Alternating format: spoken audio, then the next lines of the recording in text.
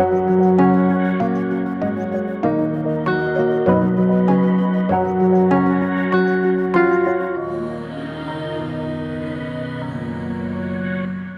പേര് ഫാത്തിമ, ഞാൻ കൊല്ലത്തുനിന്ന് വരുന്നു. ഇതെൻ്റെ ഉമ്മയുടെ പേര് നസീമ. ഞാൻ 2022 ഉടമ്പടി ആദ്യമായിട്ട് എടുക്കുന്നത്. അപ്പം ഞാൻ എക്സാമിൻ്റെ കാര്യങ്ങളും അതൊക്കെയാണ് അതും 6 നിയോഗങ്ങൾ വെച്ചിട്ട് ഏറ്റവും പ്രധാനപ്പെട്ട ഒരു നിയോഗമായിരുന്നു. എൻ്റെ വീട്ടിൽ 2 മരങ്ങളുണ്ടായിരുന്നു. അത് ഭയങ്കര നമ്മൾ വന്ന സമയം തൊട്ടേ ഉള്ളതാണ്. അത് വസ്തു ഉള്ള സമയത്തും ആൾക്കാർ അത് മുറിക്കാൻ വേണ്ടിയിട്ടൊക്കെ നോക്കിയിട്ട് അന്നും പറ്റിയിട്ടില്ലായിരുന്നു. നമ്മൾ വന്ന് കുറേ നാളായപ്പോഴത്തേക്ക് ഇത് ഭയങ്കരമായിട്ട് വലുതായി. ലൈൻ കമ്പിയിലും എല്ലാം കിടക്കുന്നത്. പിന്നെ ആൾക്കാരുടെ ഭയങ്കര കരിയില വീഴുന്നു. അങ്ങനെയാണ് കാറ്റ് വന്നിരുന്ന നമ്മളെ വീട്ടിലോട്ട് വന്ന് വീഴും അങ്ങനെയൊക്കെ പറഞ്ഞ് ഭയങ്കരമായിട്ട് അയൽക്കാരുടെ വഴക്കുകളും കാര്യങ്ങളും ഒക്കെ ഉണ്ടായിരുന്നു. അതിന് നമ്മൾ ഒരുപാട് മരം വെട്ടുകാരുടെ അടുത്ത് ഇങ്ങനെ പറഞ്ഞത് കണക്ക് വന്ന് നോക്കൂ ഇതണക്കെന്ന് പറഞ്ഞു. അങ്ങനെ ഒരുപാട് പേര് വന്ന് വന്നിട്ട് പറഞ്ഞ് നിങ്ങളിപ്പോൾ മരം മുറിക്കുകയാണെങ്കിൽ ഒന്നെങ്കിൽ നിങ്ങളുടെ വീടിൻ്റെ ഷെയ്ഡും പൊട്ടിപ്പോവും, അല്ലെങ്കിൽ ഈ മതിലിന് എന്തെങ്കിലും പറ്റും, അല്ലെങ്കിൽ അയൽക്കാരുടെ വീട് അങ്ങനെ എന്തെങ്കിലുമൊക്കെ അപകടങ്ങളുണ്ടാവും. അതുകൊണ്ട് ഞങ്ങളെ കൊണ്ട് പറ്റത്തില്ല, ഭയങ്കര റിസ്ക്കുള്ള പരിപാടിയാണെന്ന് പറഞ്ഞു. അപ്പം നമ്മൾ പറഞ്ഞ് അങ്ങനെയാണെങ്കിൽ പോട്ടെന്ന് വിറഞ്ഞു നിന്ന്. അതിന് ശേഷം വീണ്ടും നമ്മളെ മാമയൊക്കെ ഒരുപാട് പേര് ആൾക്കാരെ കൊണ്ടുവന്ന് അവരിങ്ങനെ വന്നിട്ട് പറയും ഇത് ഭയങ്കര റിസ്ക്കുള്ള പരിപാടിയാണ്, ഞങ്ങളെ കൊണ്ടൊന്നും ചെയ്യാൻ പറ്റത്തില്ല, നിങ്ങൾക്ക് എന്തെങ്കിലും അപകടമൊന്നും പറ്റത്തില്ല, ഞങ്ങൾ എന്തെങ്കിലുമൊക്കെ മുറിച്ച് കഴിഞ്ഞാൽ നിങ്ങൾ എന്തെങ്കിലും അപകടമൊക്കെ പറ്റിയാൽ നിങ്ങൾ സഹിച്ചോണം, അങ്ങനെ രീതിയിലൊക്കെ അവർ സംസാരിക്കുമായിരുന്നു. എന്നിട്ട് പറഞ്ഞ് ഇപ്പോൾ മരം മുറിക്കുകയാണെങ്കിൽ ഒന്നെങ്കിൽ മതിൽ അല്ലെങ്കിൽ അപ്പുറത്തവരുടെ വീട് ഒക്കെ എന്തെങ്കിലുമൊക്കെ കുഴപ്പം വരും, അതിനേക്കാളും നല്ലത് അങ്ങനെ തന്നെ നിൽക്കുന്നതായിരിക്കും നല്ലതെന്ന് പറഞ്ഞു. അങ്ങനെ നമുക്ക് ഭയങ്കര സങ്കടം. മഴയൊക്കെ വരുമ്പോൾ ഭയങ്കരമായിട്ട് ആടി ഒലഞ്ഞ് ഒരുമാതിരി ആവും. അങ്ങനെ നമ്മൾ എപ്പോഴും ഉടമ്പടി വന്ന സമയം തൊട്ടേ നമ്മളിങ്ങനെ പുതുക്കുന്ന സമയത്ത് വീണ്ടും ഇങ്ങനെ ആയിട്ട് വെച്ചുകൊണ്ടേയിരിക്കും. ഇങ്ങനെ മാതാവേ കണക്ക് എങ്ങനെയെങ്കിലും മരങ്ങളൊന്നും മുറിച്ച് മാറ്റണേ എന്നൊക്കെയുള്ള രീതിയിൽ. അങ്ങനെ ഈ ജാനുവരി 2026 ജാനുവരി 3 ഡിസംബർ 2025 ഡിസംബർ 28 ആയപ്പോഴത്തേക്ക് അപ്പുറത്ത് വീട്ടിൽ പുതിയ താമസക്കാർ വന്നു. അപ്പോൾ അവർ പറഞ്ഞ് ഇത് കണക്ക് ഈ മരം ഇങ്ങനെ നിൽക്കുന്നല്ല, മരം മുറിക്കാൻ നിങ്ങൾ നോക്കുന്നില്ലേന്ന് പറഞ്ഞു. അപ്പം ഞങ്ങൾ പറഞ്ഞു ഇത് കണക്ക് ഒരുപാട് പേര് വന്ന് പക്ഷെ നമ്മളെ കൊണ്ടൊന്നും പറ്റുന്നില്ല, അവരൊക്കെ ഇങ്ങനെ പറയുന്നത് കണക്ക് ഭയങ്കര അപകടങ്ങളുണ്ടാവും, പിന്നെ അവർ വരുന്നവരെല്ലാം ചോദിക്കുന്ന 20,000 രൂപ അല്ലെങ്കിൽ 18,000 രൂപ ഒക്കെ കൊടുത്താലേ ഇത് മരം മുറിച്ച് മാറ്റത്തോളൂ. എന്നാൽ അവരൊരു ഇത് പറയുന്നില്ല, ഒരു അപകടം കൂടാതെ ഒന്നും ഞങ്ങൾക്ക് ചെയ്തു തരാൻ പറ്റുന്നുള്ള രീതിയിലൊന്നും അവർ പറയുന്നില്ല. എന്നിട്ട് അങ്ങനെയൊക്കെ പറയുന്നത് ഇങ്ങനെ നമ്മൾ അവരുടെ അടുത്ത് പറഞ്ഞു. അപ്പോൾ ആ കാക്ക പറഞ്ഞ് എൻ്റെ കയ്യിലൊരാളുണ്ട്, ഞാൻ അവരുടെ അടുത്ത് പറയാമെന്ന് പറഞ്ഞു. അങ്ങനെ അവർ പിറ്റേന്ന് വന്ന് അവർ ഞങ്ങളുടെ അടുത്ത് ഇങ്ങനെ വന്നിട്ട് പറഞ്ഞ് ഞങ്ങൾ നാളെ വന്ന് ഞങ്ങൾ മുറിക്കും എന്നിങ്ങനെ പറഞ്ഞു. പൈസയോ കാര്യങ്ങളോ ഒന്നും നമ്മുടെ അടുത്ത് ചോദിച്ചില്ല. എന്നിട്ട് ഞാനത് ഞങ്ങൾ പറഞ്ഞ് ഇത് കണക്ക് കുറേ പേര് വന്ന് നോക്കിയിട്ട് പോയതാ, അവരൊക്കെ ഇങ്ങനെ പറഞ്ഞ് ഭയങ്കരമായിട്ട് അപകടങ്ങളുണ്ടാവും, മതിലിടിഞ്ഞ് വീഴും, നമ്മളെ വീട് ഇടിഞ്ഞു വീഴും എന്നൊക്കെയാണ് പറഞ്ഞത് എന്ന് പറഞ്ഞു. അതൊന്നും സാരമില്ല, ഞങ്ങൾ നല്ല പോലെ മുറിച്ച് തരും, നിങ്ങൾക്ക് നാളെ പറ്റുമോ എന്ന് ചോദിച്ചു. അപ്പോൾ ഞങ്ങൾ പറഞ്ഞു ഓ ശരി ഞങ്ങൾക്ക് കുഴപ്പമില്ല എന്ന് പറഞ്ഞു. അപ്പം പറഞ്ഞു എന്നാൽ വേഗം KCB ചെന്ന് ലൈനിന് വേണ്ടിയിട്ടുള്ള കാര്യങ്ങൾ, ലൈൻ ഓഫ് ചെയ്യാനുള്ള കാര്യങ്ങളൊക്കെ നിങ്ങൾ ആപ്ലിക്കേഷൻ കൊടുത്തോളാൻ പറഞ്ഞു. ഞാനും അതടക്കം കൊണ്ട് കൊടുത്തിട്ട് ഞാൻ ഉമ്മ അടുത്ത് വന്നിട്ട് പറഞ്ഞു അത് നടക്കുമോ? അപ്പോൾ ഉമ്മ പറഞ്ഞു നടന്നു കഴിഞ്ഞ് നമ്മൾ എന്തായാലും നമ്മൾ സാക്ഷ്യം പറയാൻ പോകും, ഇത് മാതാവ് കൊണ്ട് തന്നെയായിരിക്കും, നമുക്കത് എന്തായാലും നമുക്ക് നോക്കാമെന്ന് പറഞ്ഞു. അങ്ങനെ ഞാൻ പോയി ആപ്ലിക്കേഷനൊക്കെ കൊടുത്ത് അങ്ങനെ ഇവർ 31-ാം തീയതി ഡിസംബർ 30-ാം തീയതി വന്നു. അപ്പം അവർക്ക് വേറെ എന്തോ ഇഷ്യൂ കാര്യങ്ങളായപ്പോൾ അവർ പറഞ്ഞ് ഞങ്ങൾ വന്ന് 3-ാം തീയതി ന്യൂ ഇയർ ഒക്കെ ആയപ്പോഴത്തേക്ക് അവർ പറഞ്ഞ് ന്യൂ ഇയർ ഒക്കെ കഴിയട്ടെ നമ്മൾ 3-ാം തീയതി വന്ന് മുറിക്കാമെന്ന് പറഞ്ഞു. അങ്ങനെ 3-ാം തീയതി രാത്രി 2-ാം തീയതി രാത്രിയൊക്കെ നമുക്ക് ഭയങ്കര പേടിയായിരുന്നു. അയ്യോ എങ്ങനെയായിരിക്കും, ഇനി എന്തെങ്കിലും അപകടങ്ങൾ വരുമോ, അങ്ങനെ നമ്മളെ വീടിന് എന്തെങ്കിലും പറ്റിയാലും നാട്ടുകാർ മീൻസ് അയൽവാസിൻ്റെ കാര്യം അവരുടെ ഒന്ന് വരരുതല്ലോ എന്നുള്ള രീതിയിൽ നമ്മൾ ഭയങ്കര പേടിയായിരുന്നു. ഒന്ന് വരല്ലേ, ഇപ്പം നമ്മൾ ഇങ്ങനെ പറയായിരുന്നു നമ്മളെ അതിലിന് എന്തെങ്കിലും കുഴപ്പമുണ്ടായാലും കുഴപ്പമില്ല, അപ്പുറത്തും ആർക്കും ഒന്നും വരാതിരുന്നാൽ മതിയായിരുന്നു എന്നിങ്ങനെ പറഞ്ഞു. അപ്പം ഞാൻ പറഞ്ഞു ഇല്ല അമ്മ പ്രാർത്ഥിക്കാം നമുക്ക് എന്ന് പറഞ്ഞു. അങ്ങനെ ഉമ്മ സായന പ്രാർത്ഥിക്കുന്ന സമയത്ത് ഇങ്ങനെ മാതാവിൻ്റെ അടുത്ത് ഇങ്ങനെ പ്രാർത്ഥിക്കുമായിരുന്നു, മാതാവേ ഒരു കുഴപ്പമൊന്നും ഇല്ലാതെ എല്ലാം ശരിയാക്കി തരണേന്ന്. പിറ്റേന്ന് രാവിലെ ഉറക്കം എഴുന്നേറ്റ് ഉടനെ ചെന്ന് ഉപ്പിട്ട് 2 മരത്തിൻ്റെ താഴെ ഉപ്പിട്ട് പ്രാർത്ഥിച്ച് വിശ്വാസ പ്രമാണം ചൊല്ലി കുരിശും വരച്ച് അതിന് ശേഷമാണ് ആൾക്കാർ വന്നത്. ഒരു 9 മണിയൊക്കെ ആയപ്പോഴാണ് ആൾക്കാർ വന്നത്. ആൾക്കാർ വന്ന് പെട്ടെന്ന് മേളിൽ കയറുന്നു, മരം മുറിക്കുന്നു, കൊമ്പുകൾ ഉറത്തിയിടുന്നു. നമ്മൾ തന്നെ ആലോചിച്ച് നോക്കി ഇത് കണക്ക് അവർ പറഞ്ഞ ആൾക്കാരൊക്കെ അതും ഇതൊക്കെ പറഞ്ഞിട്ടും അവരൊക്കെ അത് ലൈൻ പോലെ ലോഫ് ചെയ്യാതെ തന്നെ അവർ ഓരോരുത്തരും മേളിൽ കയറുന്ന കൊമ്പുകളെല്ലാം ഇതാക്കിയിട്ട് സ്ട്രെയിറ്റ് ആയിട്ട് മരം നിർത്തിയിരിക്കുക. എന്നിട്ട് പറഞ്ഞാൽ ഇനി ബാക്കി നമ്മൾ കാപ്പി പിടിച്ചിട്ട് വന്നിട്ട് മുറിക്കാമെന്ന് പറഞ്ഞു. അപ്പം ഞാൻ ഇങ്ങനെ വിളിച്ചെന്നിട്ട് നോക്കാൻ നേരത്ത് മരം പകുതി മുക്കാലും മുറിച്ച് കഴിഞ്ഞ്, പിന്നെ ഇനി ആ വലുതായിട്ട് ഇനി അവർ കെട്ടി ഇറക്കിയാൽ മതി. അപ്പോൾ ഞാൻ പറഞ്ഞു ഉമ്മ പകുതിയും തീർന്നു കേട്ടോ എന്നിങ്ങനെ പറഞ്ഞു. അപ്പം പറഞ്ഞാൽ അത് എല്ലാം മാതാവിൻ്റെ കൃപയല്ല. ആരും ഉമ്മ ഇങ്ങനെ പ്രാർത്ഥിച്ചുകൊണ്ടിരിക്കുക, എപ്പോഴും ഇങ്ങനെ ഒരു ആഹാരം പോലും കഴിക്കാതെ ഇങ്ങനെ പ്രാർത്ഥിച്ചുകൊണ്ടിരിക്കുക. ഇല്ല KCBക്കാർ വന്ന് ലൈനൊക്കെ ഇതാക്കി ഓഫാക്കി തന്ന് അങ്ങനെ നമ്മളെ മാവ് മൊത്തം മുറിച്ച് പകുതിയാക്കി പറങ്കാവോട്ട് മുറിക്കാനായിട്ട് പോകും അവർ.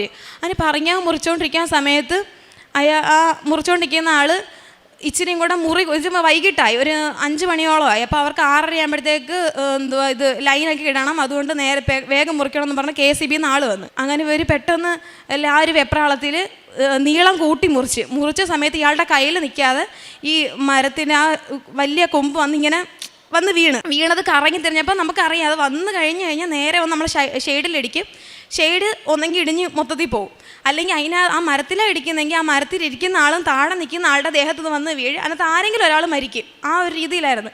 അതിന് ഞാൻ നോക്കാൻ നേരത്ത് ഉമ്മ ഇങ്ങനെ ഫ്രണ്ടിൽ ഇങ്ങനെ നിൽക്കുമായിരുന്നു.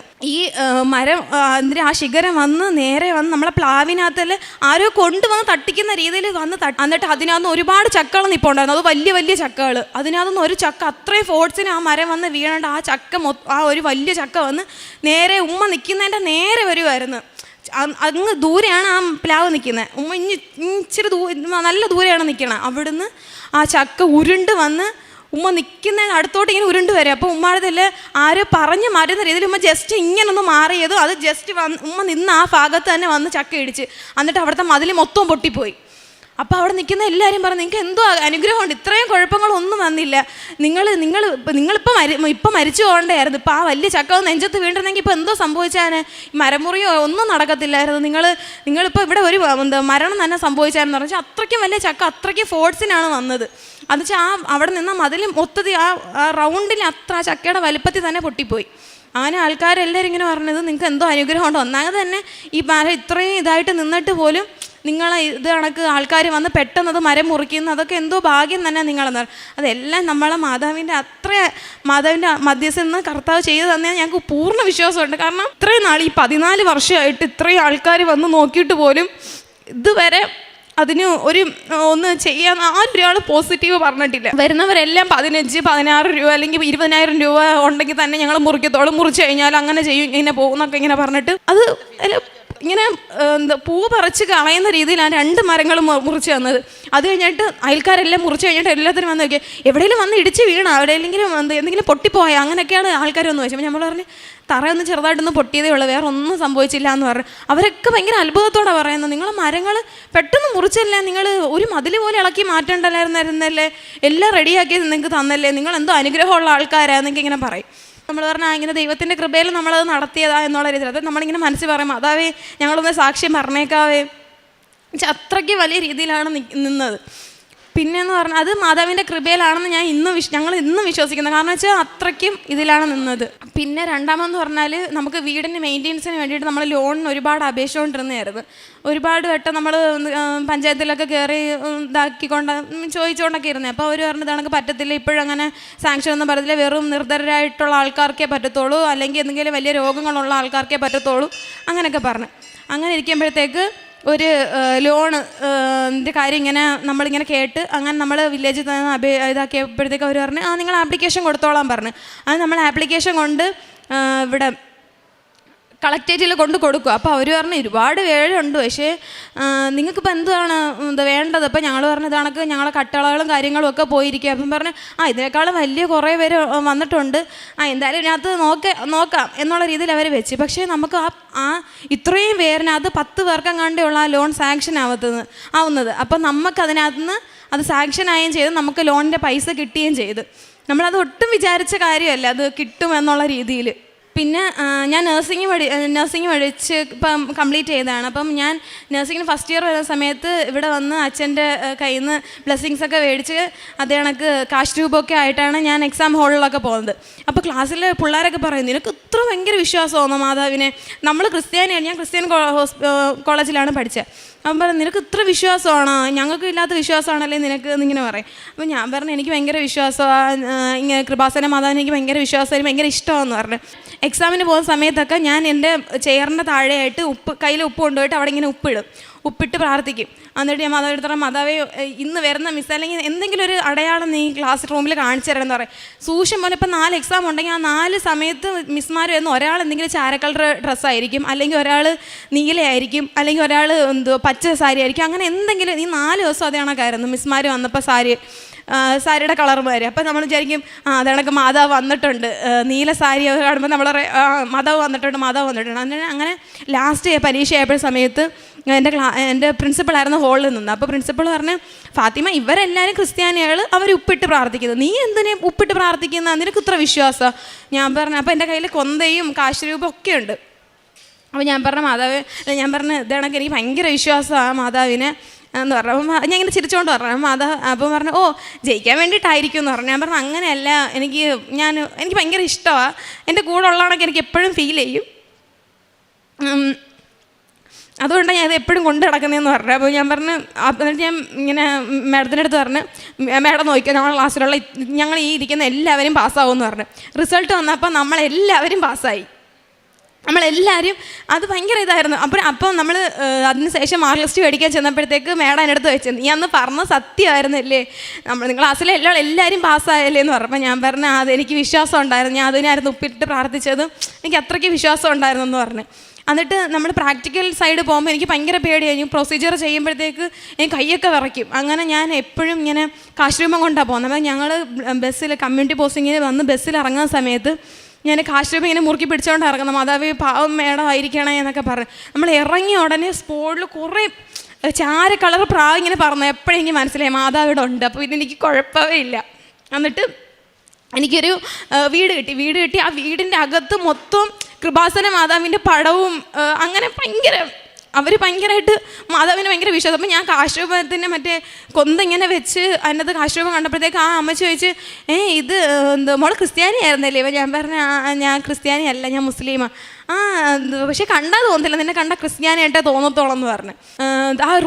ആ വീട് മൊത്തം അവിടെ എവിടെ എല്ലാം നോക്കിയാലും മാതാവിൻ്റെ ഫോട്ടോകളാണ്. അപ്പോൾ ഞാൻ ഇങ്ങനെ പറയാം അതാവുണ്ട് ഇനിയിപ്പോൾ ഒരു കുഴപ്പമില്ല. അത് കണക്ക് തന്നെ മേഡം ഭയങ്കര ചൂടത്തി മേഡമായിരുന്നു വന്നത്, ആ എക്സ്റ്റേണൽ മേഡം. എന്നിട്ട് അവർ എൻ്റെ അടുത്ത് മാത്രം ആ മേഡം ഞാൻ ചെയ്ത പ്രൊസീജിയറിന് ഞാൻ എന്തൊക്കെയോ മണ്ടത്തരങ്ങൾ കാണിച്ചു. പക്ഷേ അതെനിക്ക് മനസ്സിലായി ഞാൻ എന്തൊക്കെയോ മണ്ടത്തരങ്ങളാണ് കാണിക്കുന്നത്. പക്ഷേ അതൊന്നും അവർ മൈൻഡ് ചെയ്യാതെ അവർ വേറെ എന്തൊക്കെയോ കോള് വന്ന് പെട്ടെന്ന് അവരങ്ങ് പോയി.